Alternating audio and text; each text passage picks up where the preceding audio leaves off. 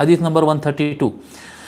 عن أبي هريرة رضي الله عنه قال قال رسول الله صلى الله عليه وآله وسلم الصلوات الخمس والجمعة إلى الجمعة ورمضان إلى رمضان مكفرات لما بينهن إذا اجتنب الكبائر رواه مسلم والترمذی.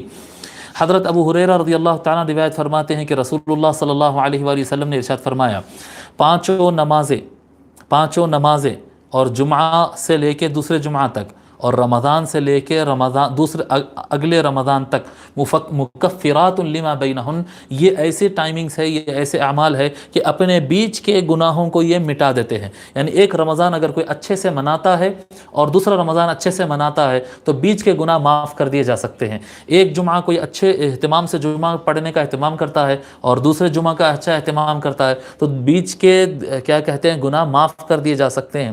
اور 5 نمازیں بھی ایسے ہے کہ ہر نماز دوسری نماز کے درمیان جو گناہ ہوتے ہیں بندے سے اگر کوئی گناہ ہو جائیں تو وہ معاف کر دیے جا سکتے ہیں اذا اجتنب الکبائر، اگر بندہ بڑے گناہوں سے بچ گیا تو.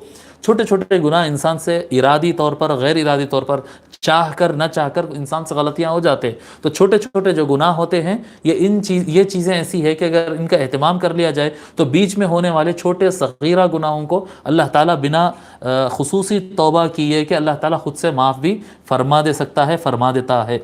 لیکن اس کے لیے شرط یہ ہے کہ بڑے گناہ میں مبتلا نہیں ہونا. اگر چھوٹے گناہوں کے ساتھ بڑے گناہ بھی بندہ کرتا ہے تو بڑے گناہ بھی جو کہ طول رہیں گے اور چھوٹے گناہ بھی معاف نہیں کیے جائیں گے. اس کو امام ترمذی اور امام مسلم نے روایت کیا ہے.